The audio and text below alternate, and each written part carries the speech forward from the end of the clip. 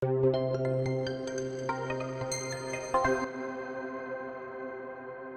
and welcome to the second video out of a 4-part series on the more advanced features in Bytes Obscurium. Today we're going to be talking about morphing and shifting, and we're using the artifact preset which is found under the pulses submenu here. And here's what it sounds like.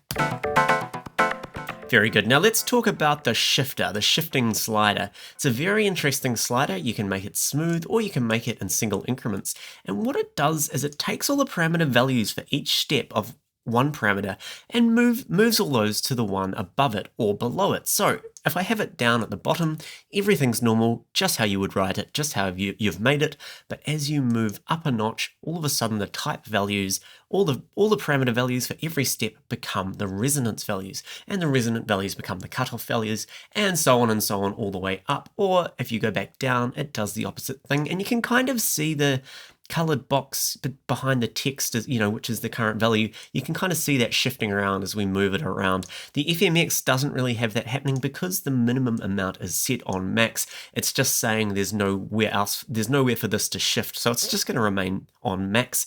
You can also turn off the ability to shift with these arrows here. So if you don't want some parameters to shift, but you want some others to shift, then you turn them off like that, and these ones will get ignored. So here's what it sounds like when I move the shift slider.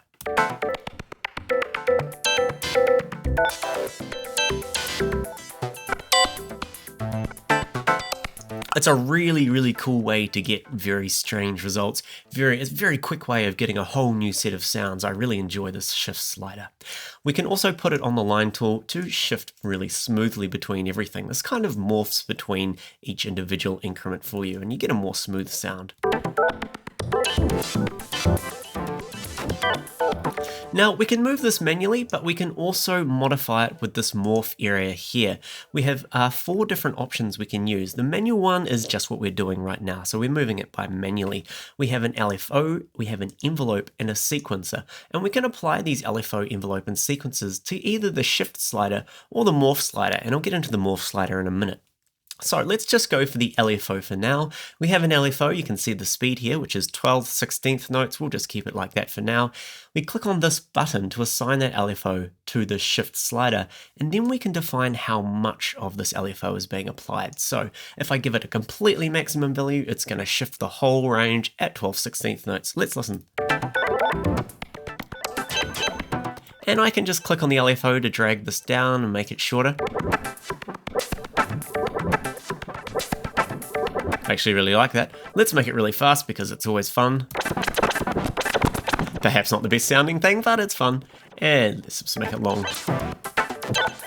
And of course I can make this go in increments as well. But I'm going to keep it on the nice smooth line for now. Now that's the LFO. We also have an envelope. So the envelope, remember, it's an attack, it's a hold, and a release. So attack will move it up, and then the hold defines how long it's going to hold for, and then you define how long it's going to release for. So let's make it quite long and just watch the slider here as I play a note.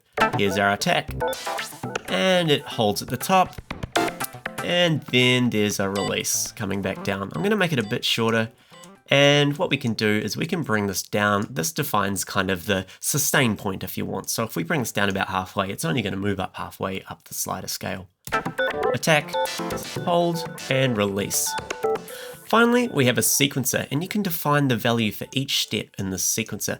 You have to specify how fast the sequencer is going. Let's make it quite fast for this example, 4/16 notes, and it will cycle around each one of these steps and apply just that amount to the slider. I'm going to put this on its maximum amount for now, and let's just bring these all down so we can kind of have a look. Okay, now let's say if I bring up every second one up to its maximum value, it's going to morph between the two every 4/16 notes. And then we can now change some of these steps to different things. So we can have it open up, then a little bit, then just halfway, and then a quarter of the way. And yeah.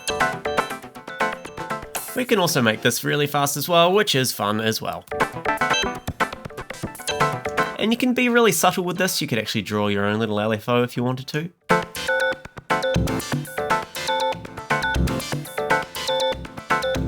Very good. So that's the morphing / modulation area and the shift slider, but let's talk about the actual morph slider.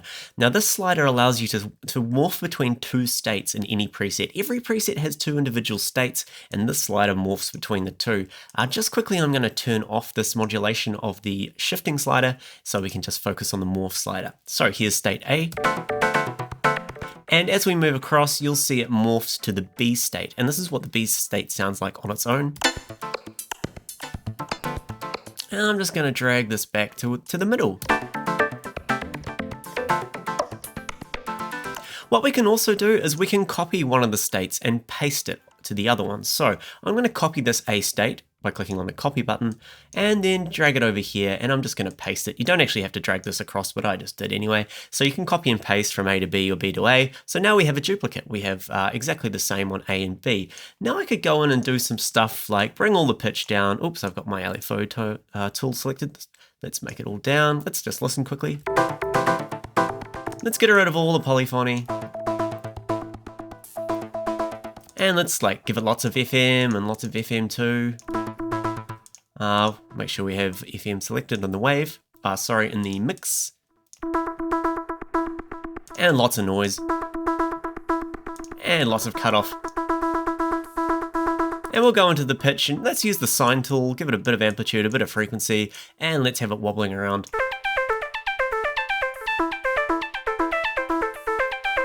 And now let's morph between A and B.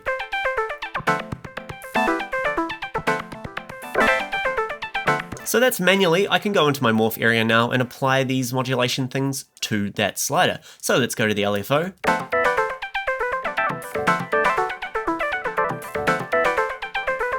I really like how that sounds. Let's make it 4/16 notes.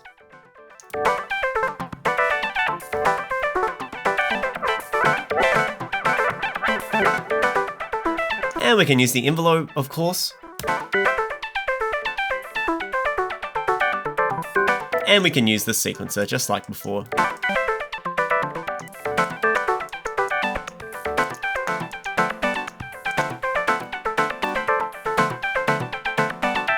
So there you have it. That's the morph slider, the shifter or the shift slider, and the modulation area, and the copy and the paste.